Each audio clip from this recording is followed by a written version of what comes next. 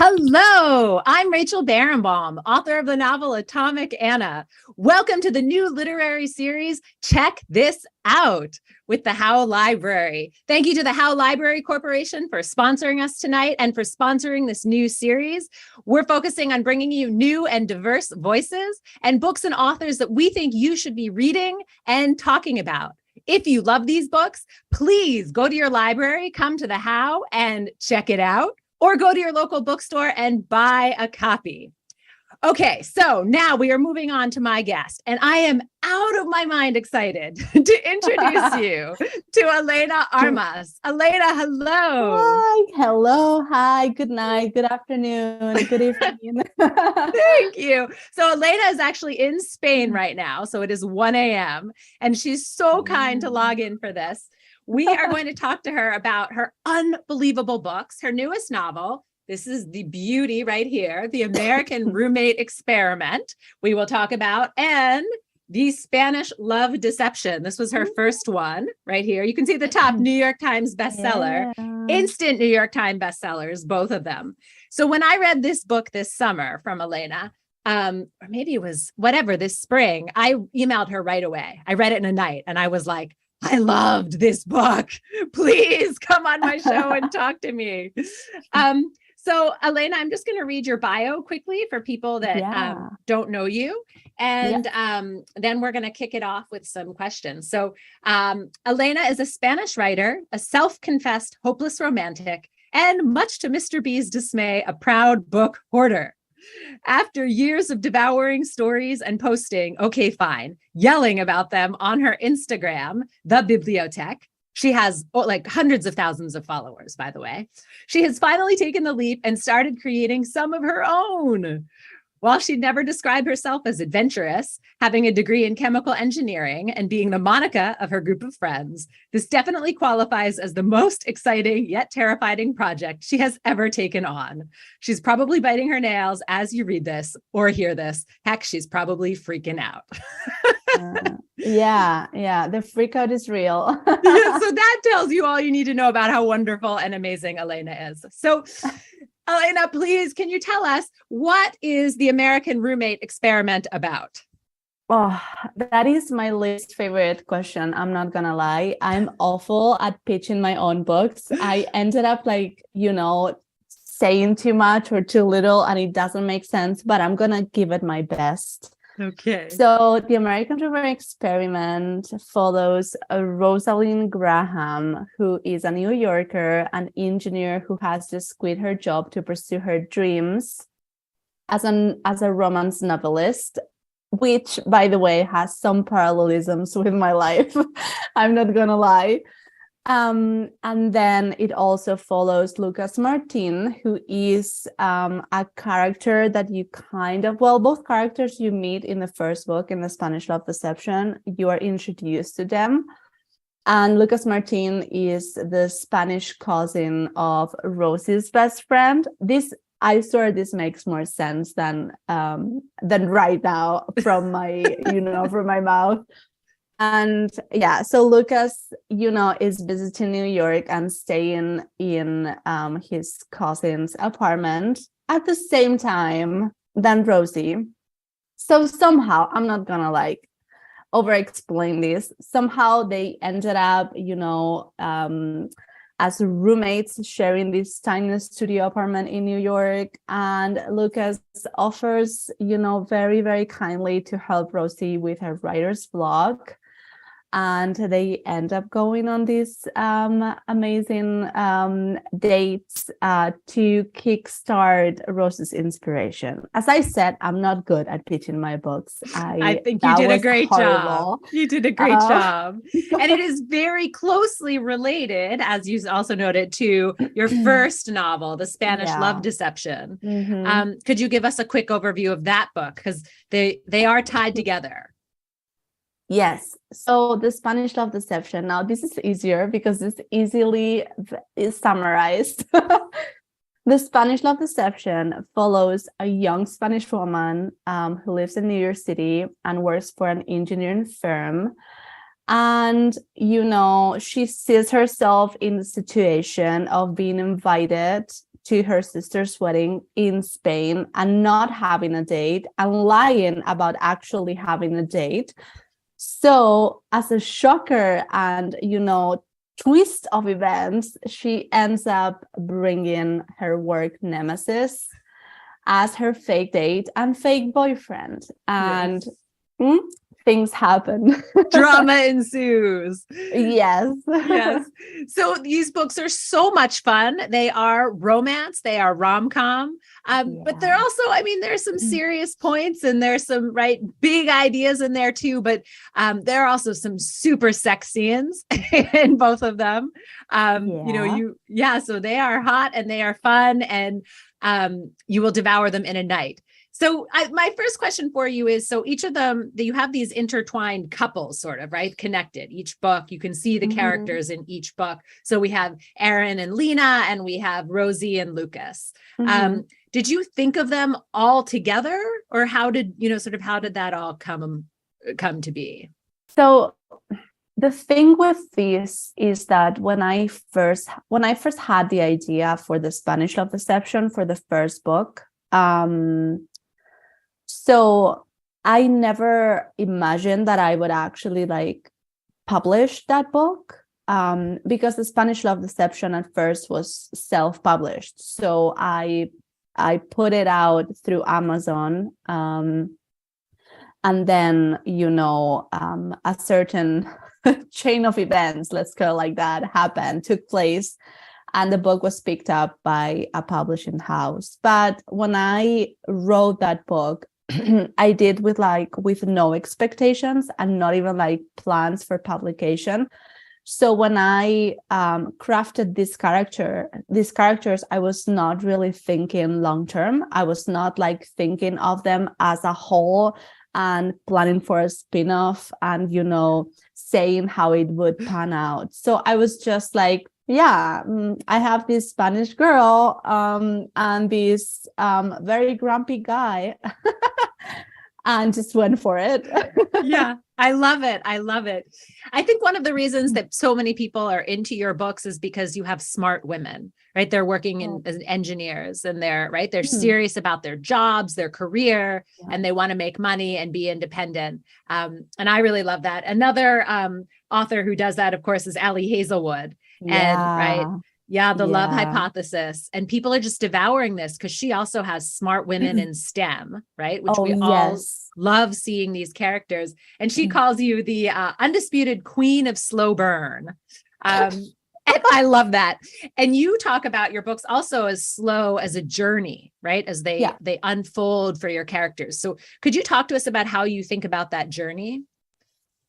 So in American Room Experiment.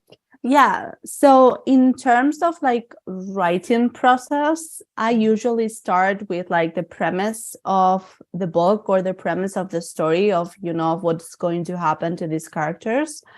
And then I have a sort of an idea of how things are going to end for them, besides the happily ever after.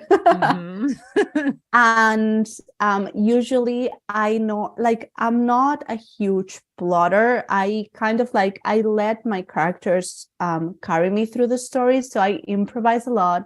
I rewrite a lot. When I start writing, I don't even know everything about my characters. I learn about that as well as I go. So I never I also I write slow burn, I think, because it fits with this journey that I take at the same time that my characters are taking it, if it makes any sense. Yes, I love that. So I wouldn't call it improvisation, but I do let everything flow a lot, naturally, and I go with my gut a lot, which is something that I'm lucky I'm able to do. Yeah, I love that. So sticking with this idea of strong women, right, as your main characters, I wanted to ask you, or I wanted to actually talk about one of the lines. If anyone has the book, on page 193, we have Lucas talking to Rosie. And this is also in the Spanish Love Deception. You have these very smart women who have trouble with love, right? And so they're like, well, maybe I should go on Tinder. Like they talk about these terrible dates and these terrible men, right? And then Lucas says, your bar is so low, Rosie. It drives me insane. And then she says, why do you say that? I think my standards are normal. The fact that she believed that made it all even worse. You shouldn't be content with a date that ends up with you scraping an oven clean, I told her. And I could hear the frustration in my voice, or standing on top of a counter terrified. I closed my eyes for a couple of seconds, needing the time to stifle the urge to say more than I should. You deserve so much better than any of that. But I love this theme of like, you know, women, these smart women working hard, but low standards when it comes to men. Yeah. Why? Like, why do we do that? I know, right? Like, it's one of the things that I love the most about romance. Like, usually, and I get this question a lot, like, oh, like, have you hired your expectations in like real life men since you started writing romance? Or I also like got this question before writing romance when I was like a romance reader, like, oh, I bet your expectations are so high.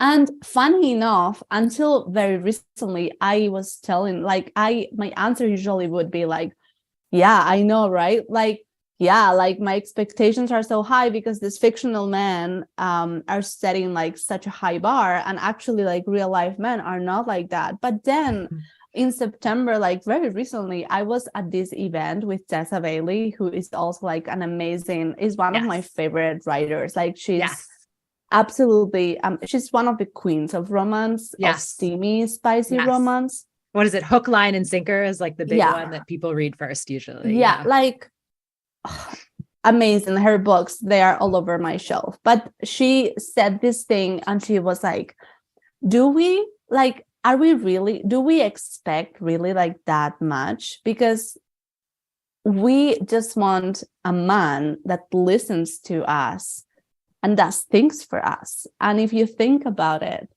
when you're reading like a romance novel, it's not that much more complex than just someone that gets you. Like they just listen, they understand, and they act accordingly. Like my eyes were opened in that moment. Even my boyfriend was like in the audience, and I think he saw me like, ding, like, and I realized it's really true.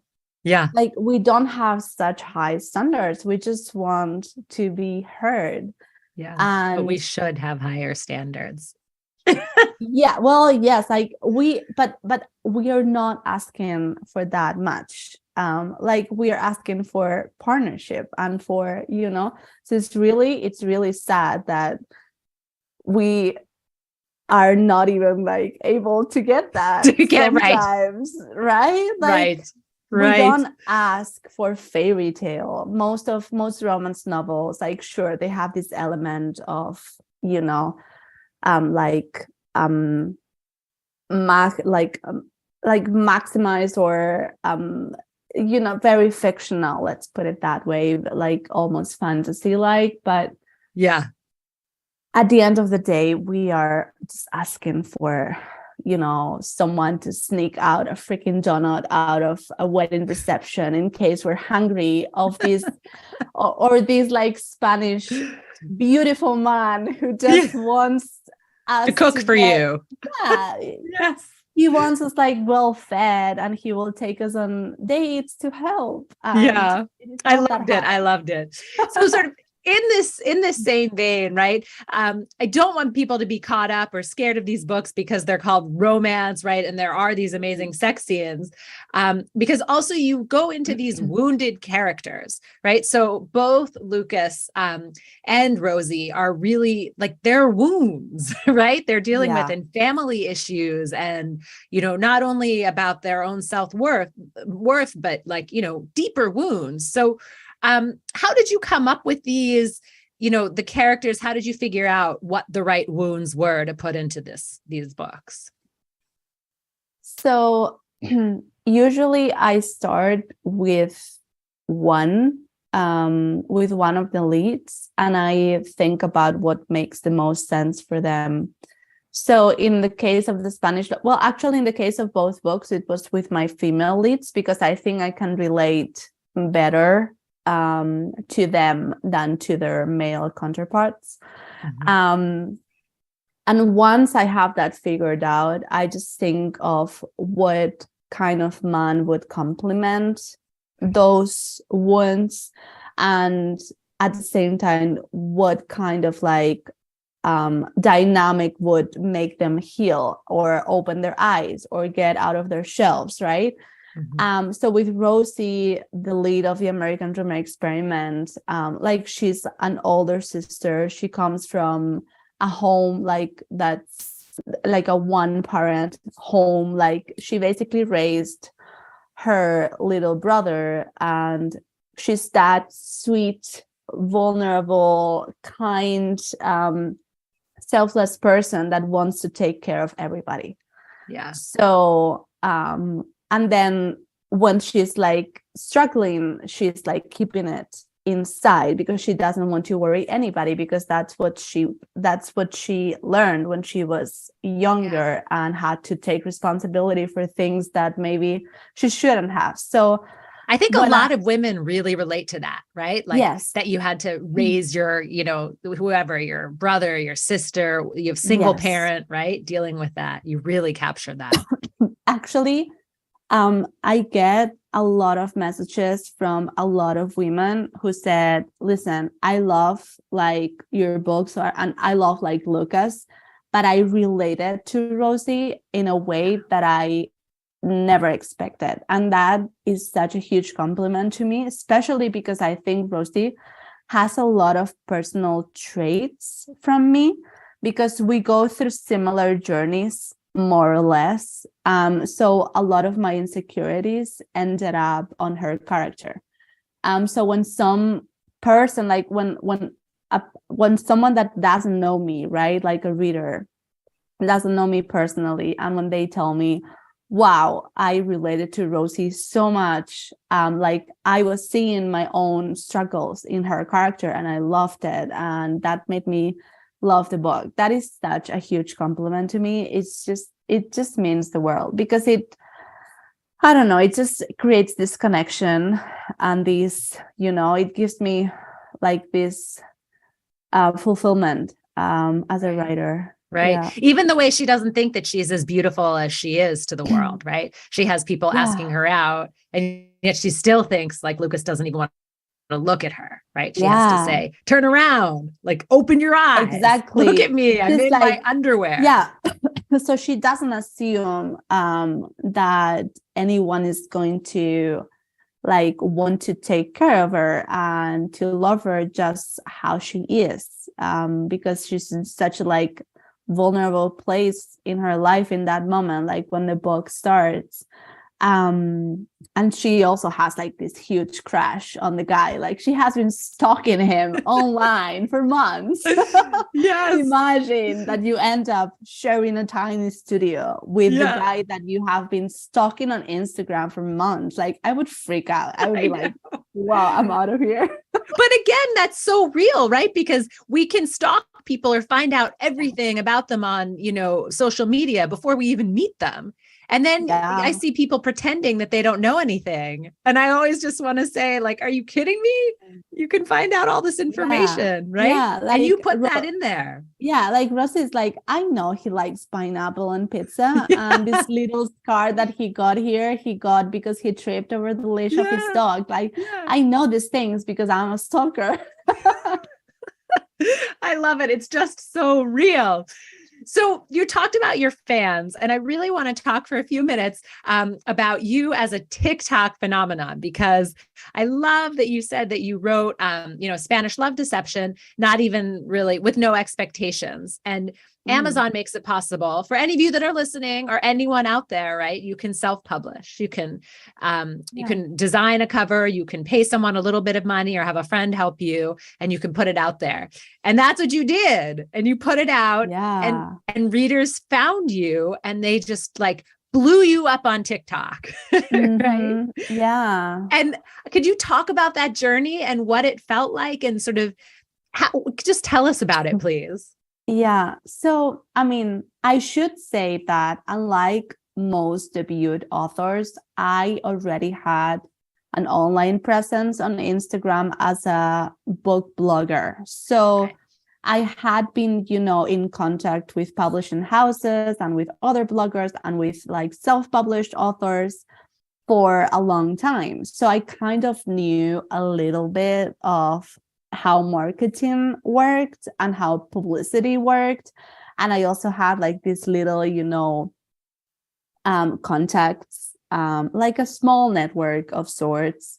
So I didn't start from scratch. Like I didn't start from 0. I kind of had a platform. It wasn't on TikTok, it was on Instagram because that was the platform before TikTok, stepped into the game. Yes. Yeah. So that definitely helped me. And when I self-published the book, I was the book was selling in what I thought was a good way, like a good amount. I was not making, tons of money that I could quit my job and do the full-time writing gig. I'm not gonna lie, but it was like a good amount, at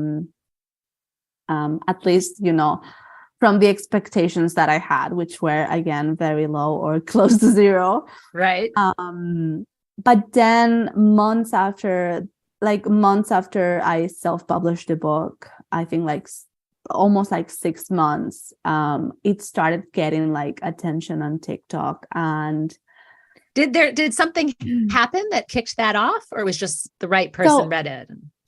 Some people, like some small bloggers or some small like TikTokers started like talking about it, and it was building up. But like, again, it was something very organic and very like normal. Mm-hmm. But then there was this one TikTok, and it was a girl who was telling the plot of the book as if it was her life.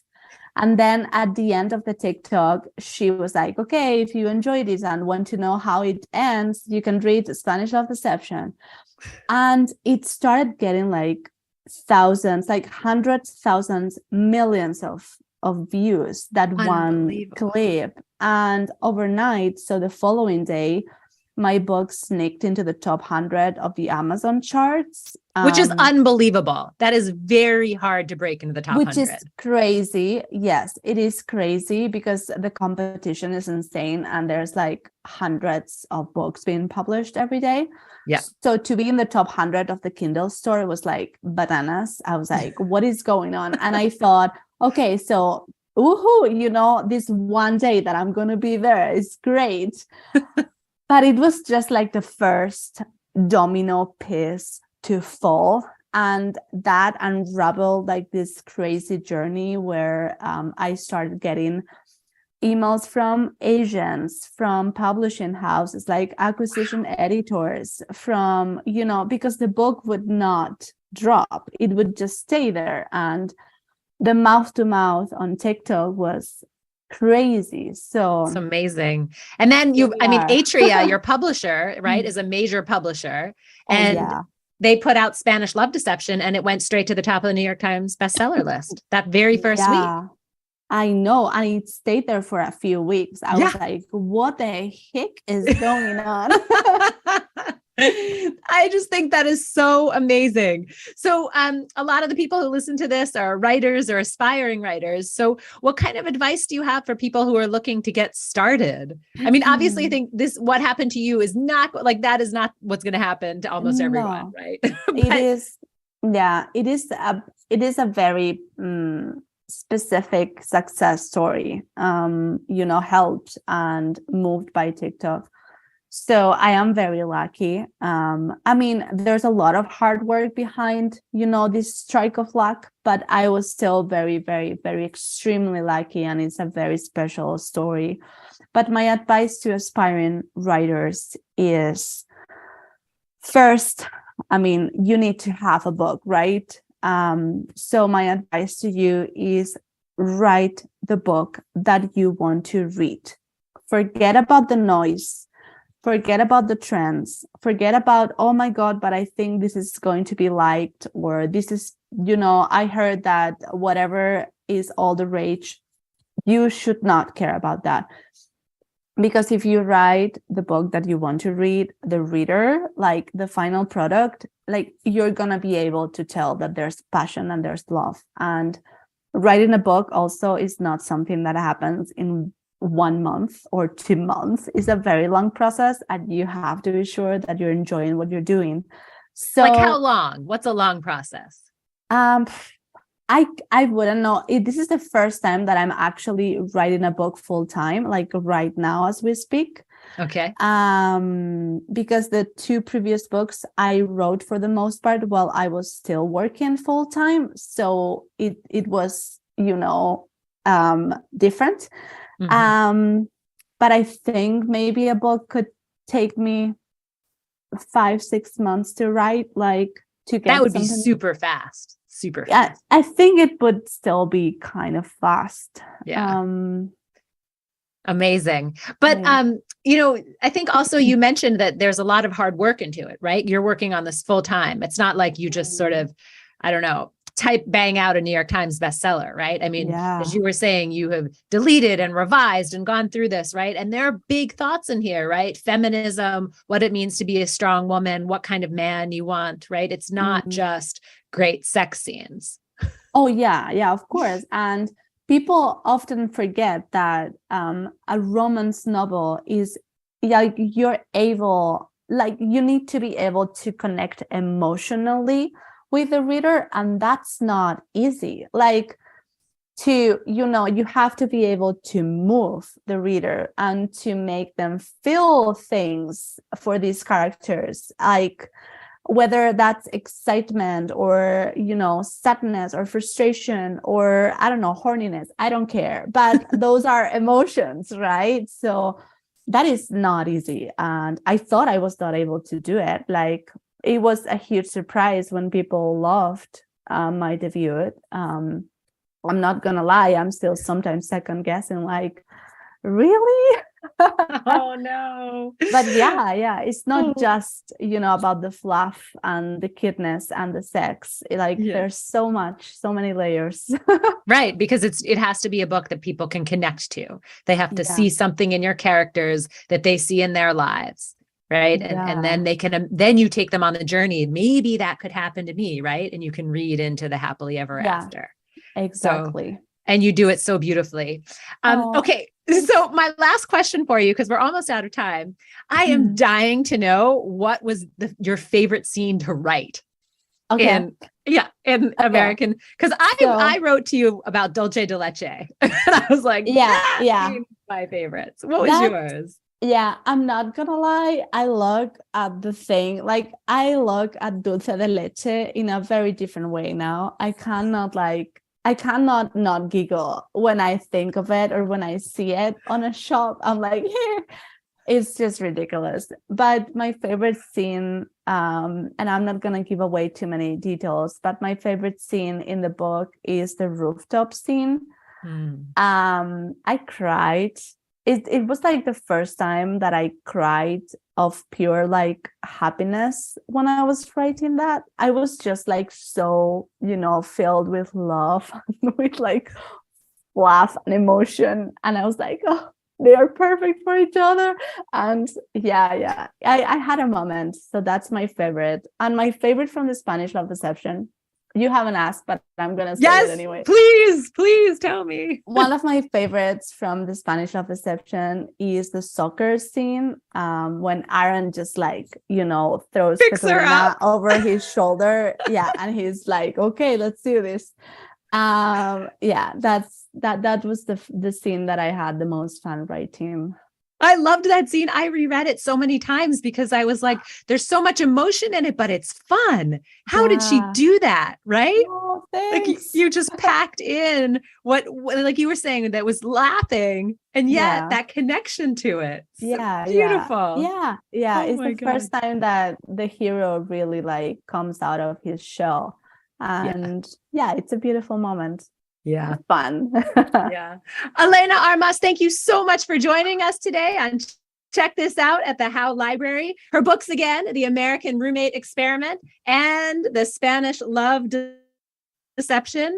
If you love this book as much as us, or both of them, go to your library and check them out, or go to your local bookstore and buy a copy. Thank you again to the Howe Library Corporation for sponsoring us. Thank you to our amazing producers, Megan Coleman and Jared Jenish.